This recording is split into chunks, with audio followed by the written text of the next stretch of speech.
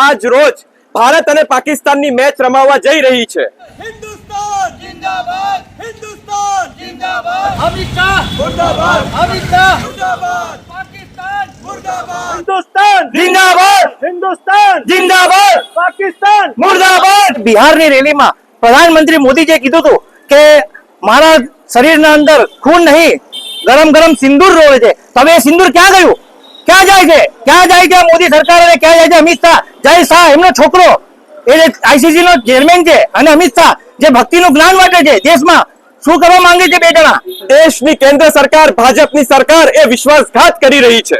જ્યારે પહેલગામ આતંકી હુમલો થયો ત્યારે સમગ્ર દેશમાં બજાર અને દુકાનો બંધ કરાવવા નીકળ્યા હતા અને તેનું નાટક કર્યું હતું। શા માટે આજ રોજ આ મેચ જે છે બંધ કરાવવા માટે નથી નીકળતા? પાકિસ્તાન સાથે વાતચીત અને મિત્રતા તો દૂરની વાત છે, તો પછી આ ક્રિકેટ મેચ શા માટે? આતંકવાદી ઘટના બની હતી ત્યારે ભાજપની આ કેન્દ્રની સરકારે એવું કહ્યું હતું કે જ્યાં લોહી વહે ત્યાં પાણી નહીં વહેવા દઈએ અને પાકિસ્તાનનું પાણી પણ બંધ કરી દઈશું। પણ જ્યારે આજે દુબઈ ખાતે ભારત અને પાકિસ્તાનની જે મેચ રમાડવામાં આવી રહી છે એ ખરેખર ભારતના લોકો સાથે વિશ્વાસઘાત કરીને આ મેચ રમાડવામાં આવી રહી છે। પાકિસ્તાન મુર્દાબાદ, જય શાહ મુર્દાબાદ, જય શાહ મુર્દાબાદ, જય શાહ મુર્દાબાદ, પાકિસ્તાન મુર્દાબાદ। नमस्कार, आप देख रहे हो आरजे भारत न्यूज 7 सदैव सत्य के साथ और मैं हूं आपके साथ अंजना। आइए शुरुआत करते हैं आज की मुख्य खबर से। दाहोद कांग्रेस शहर समिति द्वारा भारत पाकिस्तान के बीच हो रहे मैच का भारी विरोध। जहां एक तरफ भारतीय जनता पार्टी कहती है कि पाकिस्तान से हमें पानी तक का रिश्ता नहीं रखना, तो उनके साथ मैच कैसा? पहलगाम हमले में हमारी बहन बेटियों के सिंदूर को जाड़ा ऐसे आतंकी देश के साथ मैच का नाता क्यों? कांग्रेस की जब सरकार थी तो बीजेपी द्वारा पिच खोदने की धमकियां दी जाती थी, तो क्या अब दुबई जाकर भारतीय जनता पार्टी पिच खोद पाएगी? दाहोद शहर कांग्रेस अध्यक्ष आसिफ भाई सैयद का बयान, अगर ये मैच भारत में होता तो कांग्रेसी मिलकर पिच खोद ही देते।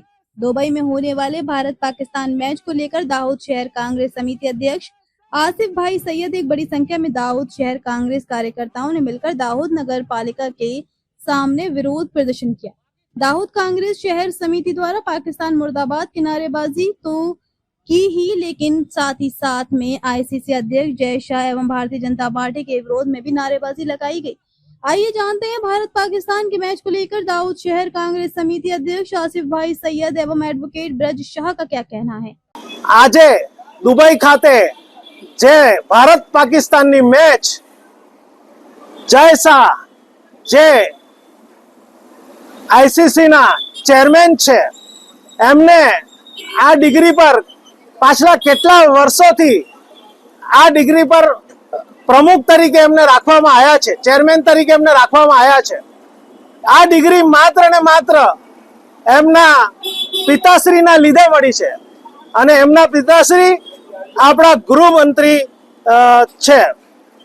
તો જે આતંકવાદી ઘટના બની હતી ત્યારે ભાજપની આ કેન્દ્રની સરકારે એવું કહ્યું હતું કે જ્યાં લોહી વહે ત્યાં પાણી નહીં વહેવા દઈએ અને પાકિસ્તાનનું પાણી પણ બંધ કરી દઈશું।